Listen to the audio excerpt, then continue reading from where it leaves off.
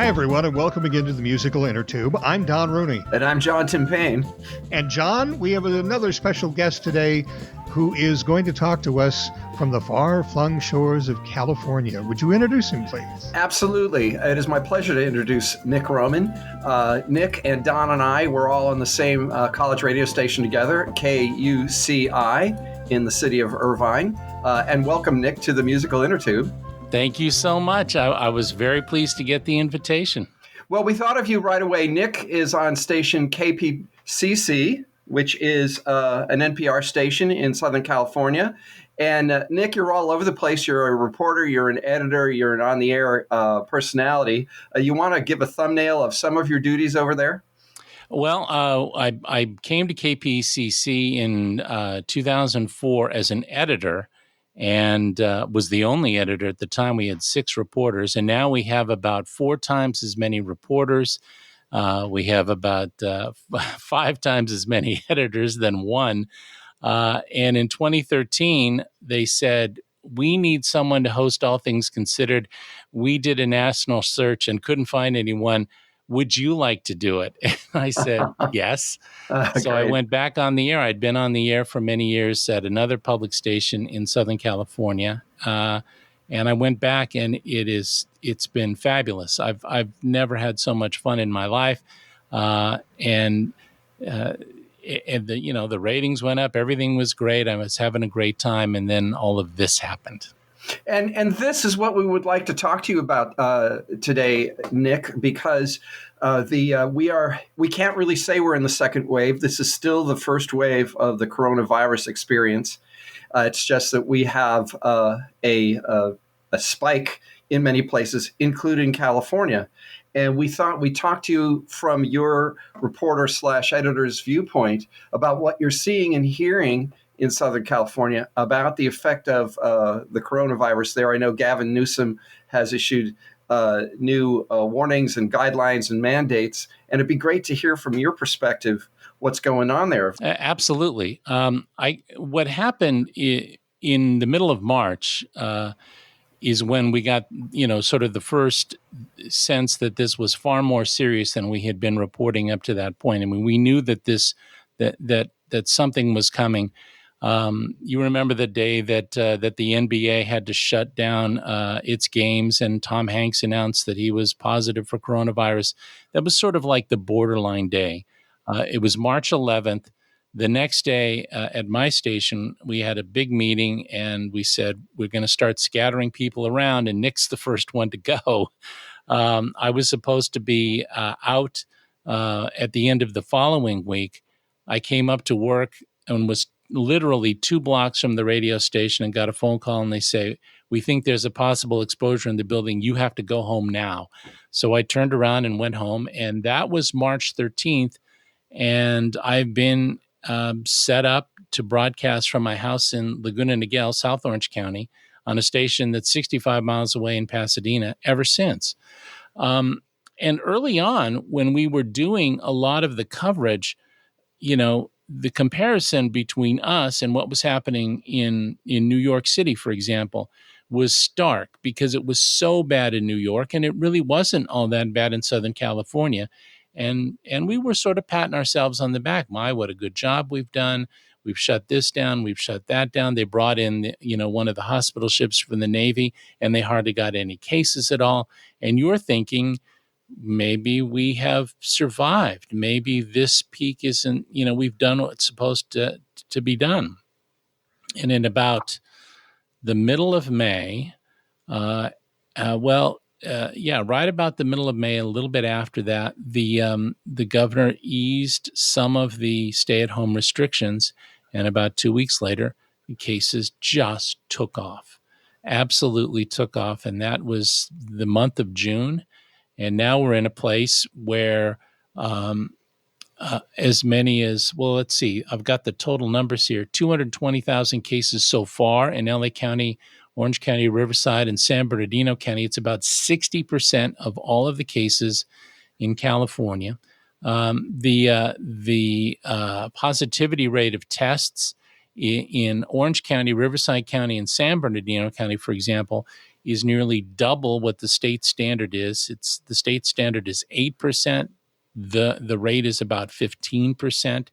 LA County set a record yesterday for number of positive cases reported, more than 4,000.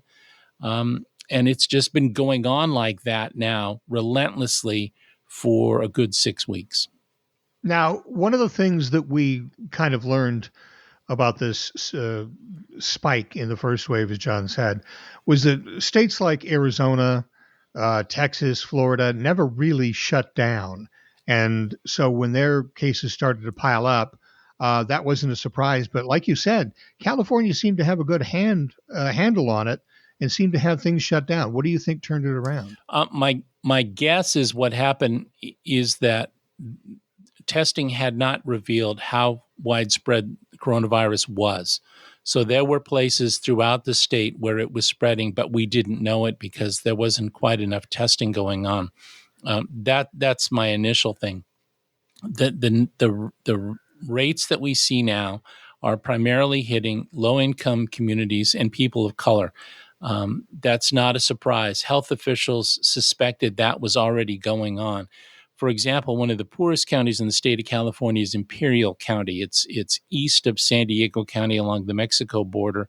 It's where a lot of the winter vegetables are grown. The virus was running crazy in Imperial County, but we didn't really know how bad it was in Imperial County until hospitals began to fill up and ICU beds were essentially filled. So that was one problem, that it was already there and spreading and we didn't know it. The second problem, from my perspective, is that because we were somewhat successful early on in keeping it down, people dropped their guard. And so the first couple of very nice weekends where the beaches were open, I mean, they were absolutely packed. Huntington Beach, for example, you probably saw some of the photos of, it was some of the biggest crowds that we'd seen. No masks, mostly young people. And there was a lot of pushback about wearing masks. The Orange County Health officer, Dr. Nicole Quick, put out a face mask mandate and got tremendous pushback from members of the County Board of Supervisors, not all, but most. She even got death threats to the point where she quit her job. And then that face mask mandate was lifted 3 days after she quit, and cases have been taken off ever since. So I think that the early success tricked people into thinking that we'd beaten it when we hadn't at all. And I think a lack of testing that did not reveal what was truly going on, that's the second problem. So you combine those two things, and you are where we are. It's interesting because from the perspective of the East Coast looking west, only 70 miles north of me in New York City, they're having a terrible time at a certain point, right? I'm talking about April. And New Jersey, where I live, has until recently been horribly badly hit. And we have finally started to decline in our infection rates and death rates from the virus. I mean, now we're one of the few green states, but it took a long time.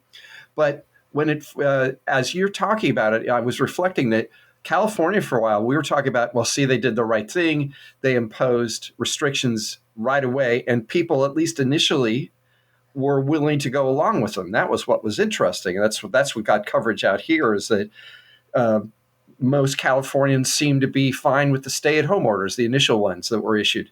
And now you talk to us about pushback on county councils and things. Was that a political thing? Because that's different from that first politically acquiescent California that we saw. It has that feeling.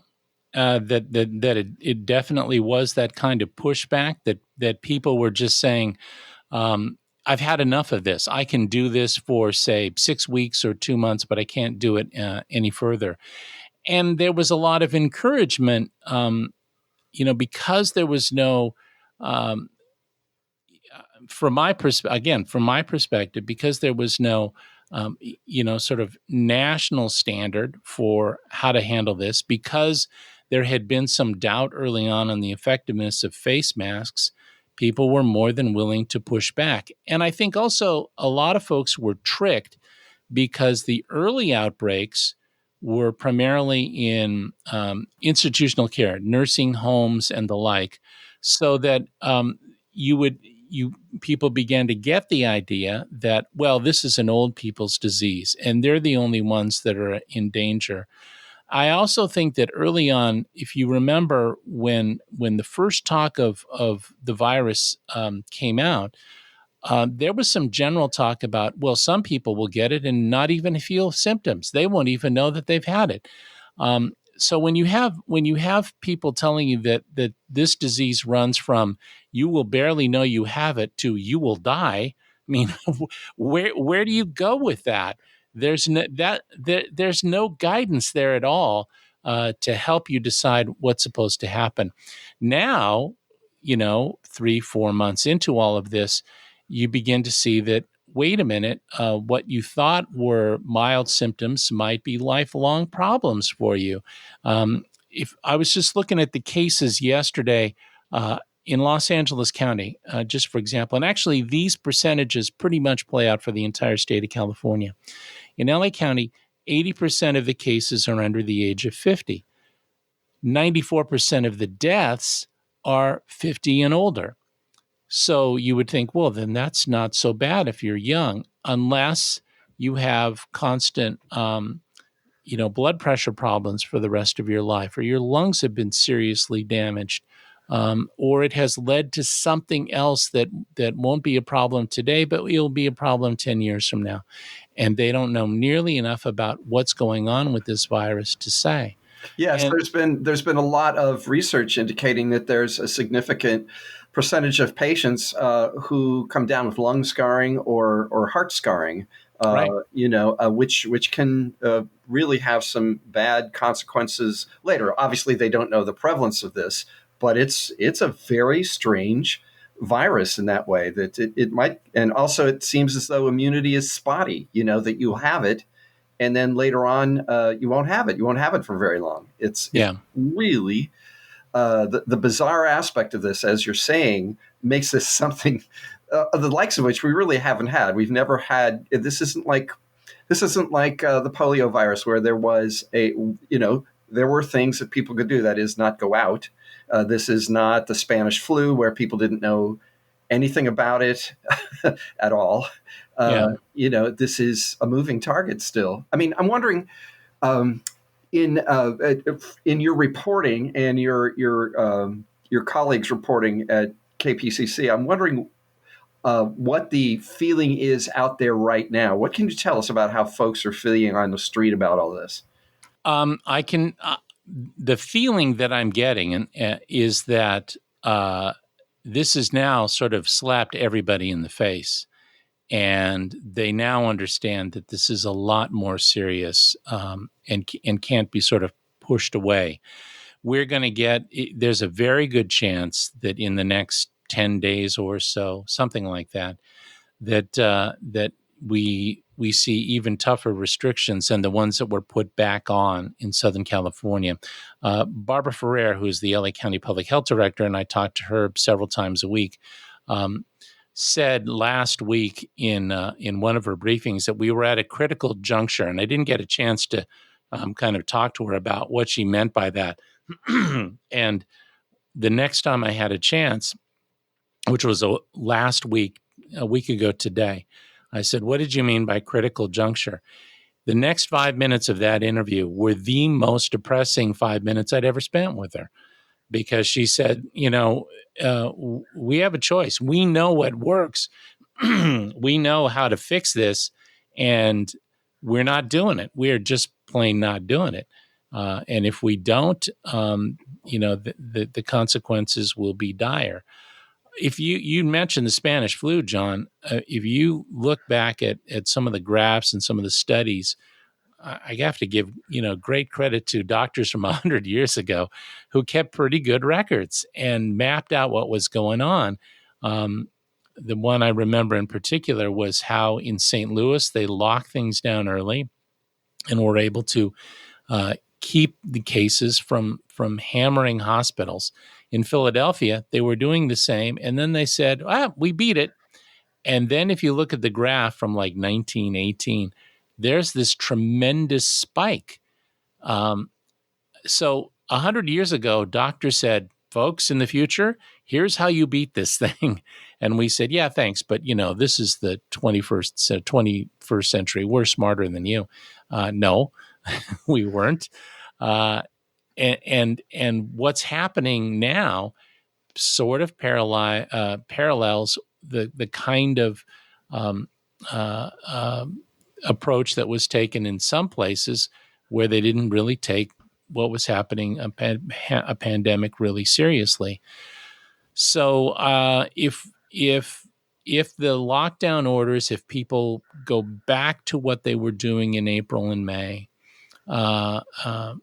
in March and April, then we can probably endure this and hope that better treatments come and that a vaccine comes. If not, the great a lot of places are going to get hurt. Businesses will close, restaurants will close, some small businesses won't come back.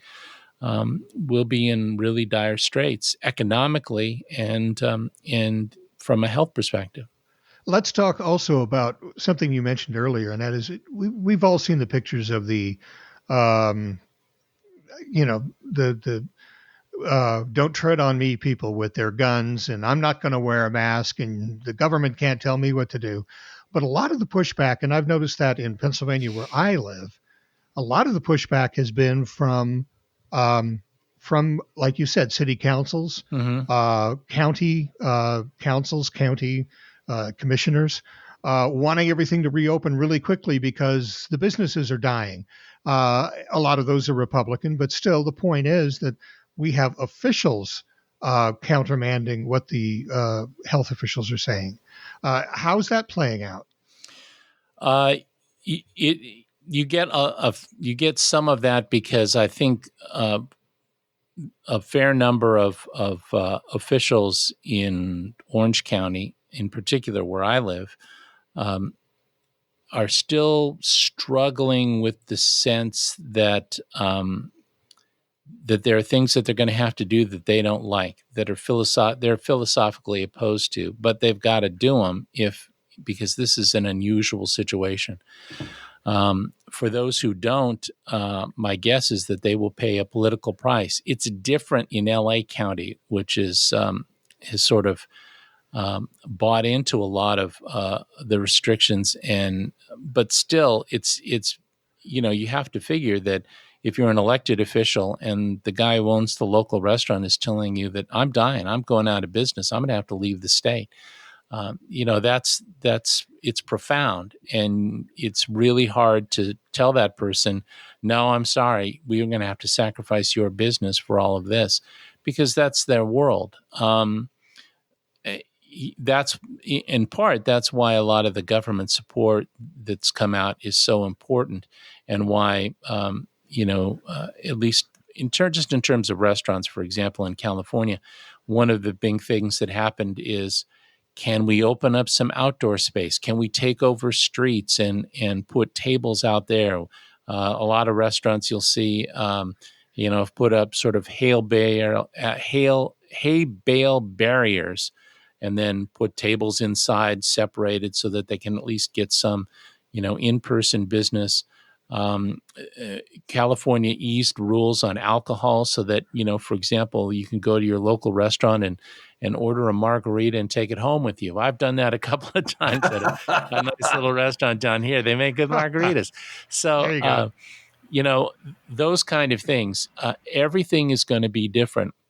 And then there was for example, a bar in San Clemente that just decided, I'm sorry, we're going to just reopen. Well, they did. And county health inspectors were on top of them immediately. And then some county supervisors were saying, well, no, don't be so hard on them. Just give them a warning and backed off. So if there are rules violations but no consequences for the rules violations, then there are no rules. There's a group of, I was reading in John's old paper, The Inquirer, today, where there's a group of restaurateurs in Philadelphia that say, look, because again, the governor of Pennsylvania has gone back and said, okay, we were allowing you 50% occupancy. Now we're cutting back to 25 because there's been a spike in this state of coronavirus. And a lot of it's been traced back to people going to bars. Yeah. So he clamped down a little bit on the restrictions. And the restaurant owners in Philly are saying, look, we're doing what we can.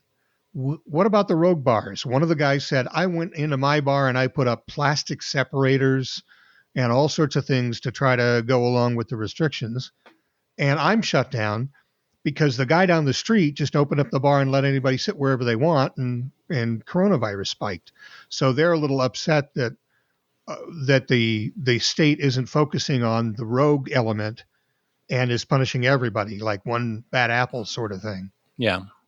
Is that happening in California? Well, for the first number that sort of caught me was the 50% number, because that's much higher than what California's allowed.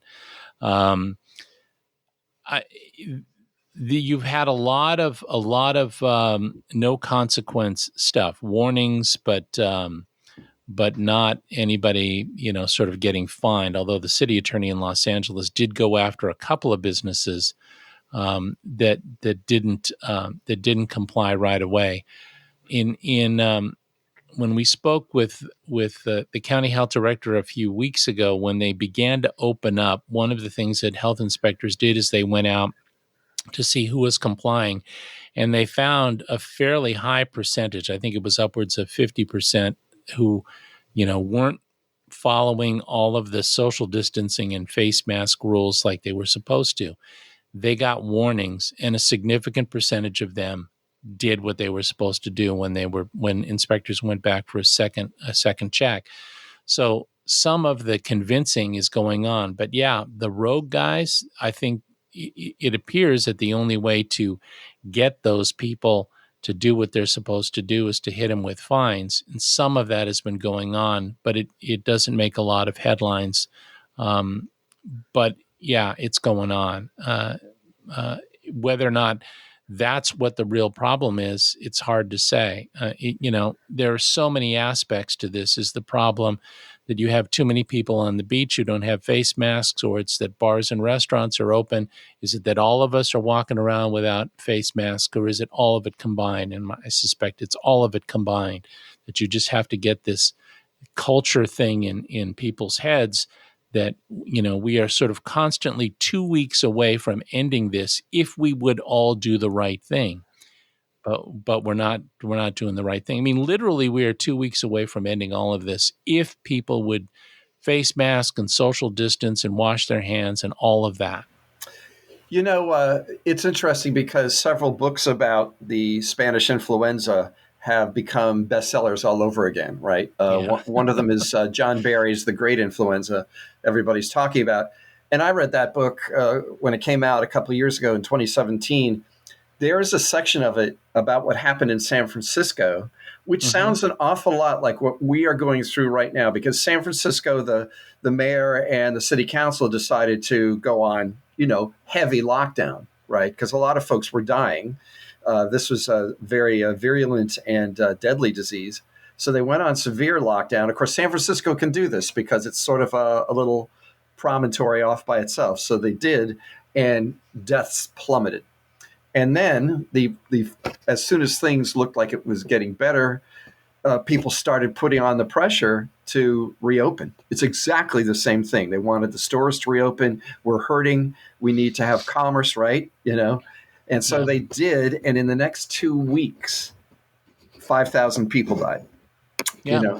It's and you can see in the newspapers the same debate going on. So what you're describing, although obviously this is not the Spanish influenza, but still, what you're describing is what people go through. This is hard. It's just hard. Well, and I think, John, if from some of the things that I've read, I believe there was a fairly robust no mask coalition kind of group that was going around in California Yes. fighting this kind of thing. Right. And in some cases, they sort of won the day. Well, they won the day, but they lost the war. Los Angeles, for example, I recall reading something that Los Angeles did a slightly better job of keeping things together. And after the Spanish flu pandemic, its economy recovered faster than San Francisco's did because they just did a better job. So, not wearing masks and not doing the physical or social distancing, whatever you want to call it, and not doing those basic things costs money in the long run. And that message, I have not heard that message in a significant kind of way. People have talked about how the restrictions are costing us money, but no restrictions cost you more. And that message has not been clearly articulated the way, at least from my perspective, that it should have been. And I do have generally some real problems with the way that all the messaging was done from the beginning. There was an inability to communicate to people how serious this was. Perhaps that was because we didn't know enough about it, or perhaps it was because we just didn't know how to do messaging correctly. It's one of the two, but it's going on. What do the health officials that you talk to say about getting that message across to young people? Because that's where the spike is now. And it's because young people have said, it's probably a combination of that invincibility thing that young people have and the whole idea of, I don't want to wear a mask, or maybe combined with, the worst of it is over and it was all old people that got it. Yeah. I haven't had a chance to talk to people about the messaging to young people, the way that, because we've been so focused on the numbers. I have two daughters in their 20s. They got the message, and they didn't get it from us, but they got the message, and they know what's happening. And a significant number of their friends got the message, and everyone that I know at KPCC, and we have a lot of people that are in their 20s, they got the message. My students at my class at Cal State Long Beach got the message, but there are a lot of people that didn't. I don't know enough about those people, and because they're just curiosities to me. I know I live in a county with a lot of them, but why they're unwilling to do it is a mystery. I guess the other question that John and I had was, baseball is coming back. Yeah. Basketball is coming back. Hockey's coming back. Do you think they'll be able to do it? Or do you think that about halfway through, 80% of the players are going to come out with COVID and they'll have to shut down anyway? Well, I'll tell you a story about that I heard a couple weeks ago. I have a friend of mine who is a high school baseball coach, a very good high school baseball coach. I've known him for a while. And he played in college with a fella who is now a coach for a major league team. And he had his friend come over and help him with one of the practices. So this is the way the high school practice goes, for example. My friend will pick up a baseball and hit it to the outfield. The kid in the outfield will catch it and drop it in a bucket. He won't throw it back. And when his bucket is filled up, he will pick up that bucket and run it back to the infield and pour all the baseballs into a basket. My friend, the coach, will go over with sanitizer and spray every baseball in there. And then he'll go back to home plate, pick up the ball, and hit it to the outfielders and the infielders again. Nobody's throwing the baseball around. Nobody's doing anything. They're all separated, in their positions. He's picking up baseballs with a glove. It's really not baseball for what they're doing in high school. His friend, the big league coach, was helping on a practice one time, and he said, I have more faith that your guys are going to be safe than my guys. And my friend said, why? And he said, I know where all these high school guys are going to be at 9:00 tonight. They're going to be home watching TV with their parents. I have no idea where the big league players are going to be at 9:00 tonight. And that's my concern too. I have no idea how you control young, wealthy, mid-20s guys and keep them in a bubble for 60 games and a whole series of playoffs. I just got to believe that something is going to go wrong. I think the Astros general manager, the new Astros general manager, since they fired everybody, has said, somebody asked him, well, which team do you think is going to win this 60-game season? And he said, the team that avoids coronavirus. And he's probably right. If you get an outbreak, it's going to be a problem. So we'll see how this goes. I mean, one of the things that I do in my newscasts in the afternoon is I provide, I've been folding some sports back in because we got a little bit of sports happening. In the last week and a half, 3 college athletic conferences have said we're going to cancel all fall sports. Maybe we'll play things in the spring, but we don't know. They're just the little ones. The big ones, the Big Ten and the SEC and the Pac-12, they haven't canceled anything yet, but they have started to restrict. It's conference games only. If football isn't getting played in the fall, and I'm not sure that it's going to happen, I don't know how you finish a baseball season that's going to start in a week. We'll see.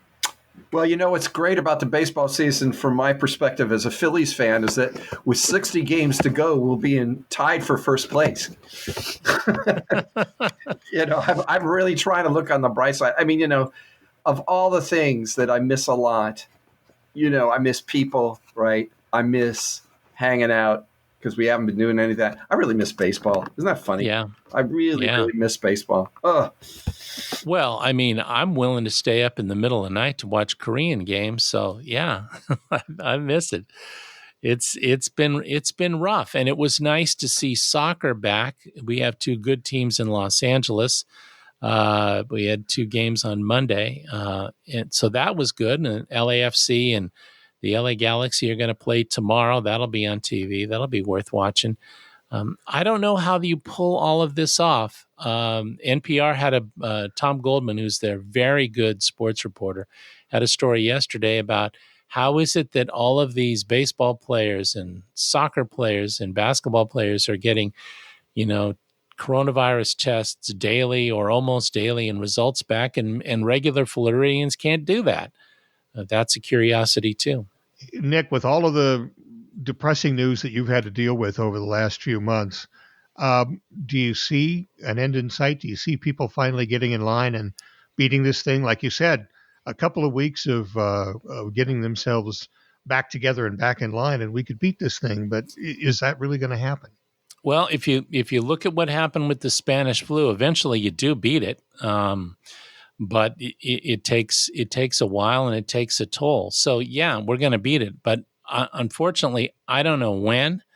I know that, for example, we got a note the other day from the radio station that says everyone who's out of the building and working at home, you're going to do that for the rest of the calendar year.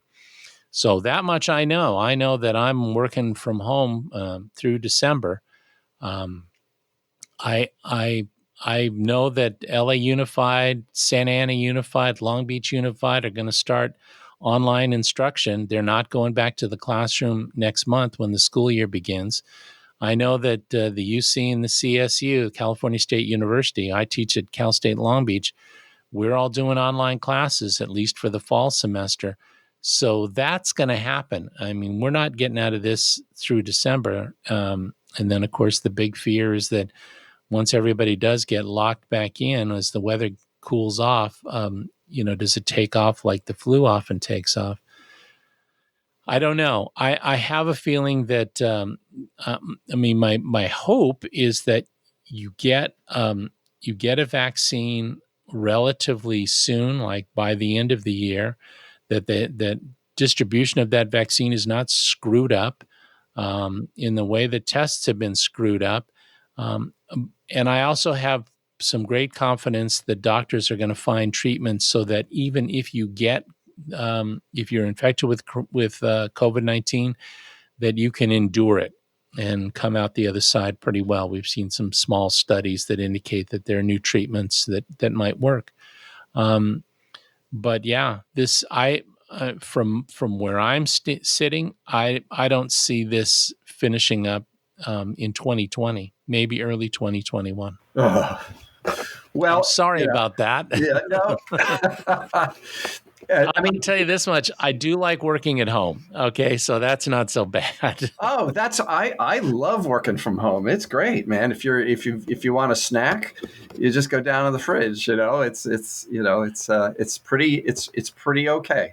Well, Nick Roman, thank you so much for gracing the airwaves with us today on the Musical Innertube. You're really given us a very thoughtful panorama of the moment itself right now in California, and we want you to stay safe and healthy and keep doing a great job out there. Yeah, well, you can check in with me anytime, kpcc.org. I'm on the air at 4 o'clock in the afternoon in California. And thank you for listening to the Musical Innertube. If you'd like to get in touch with us, our email address is musicalinnertube, all one word, @gmail.com. And we're on Twitter, @JTimPayne and @DonRooney9. We're also on Facebook, Apple iTunes, YouTube, Stitcher, SoundCloud. Feel free to like us and give us a good review on any of those platforms. And our webpage is Musical Innertube. That's musical spelled with 2 A's, MUSICAAL Innertube, all one word, .libsyn, spelled LIBSYN.com. And as always, thanks to the virtual band Car Radio Dog for providing our theme music.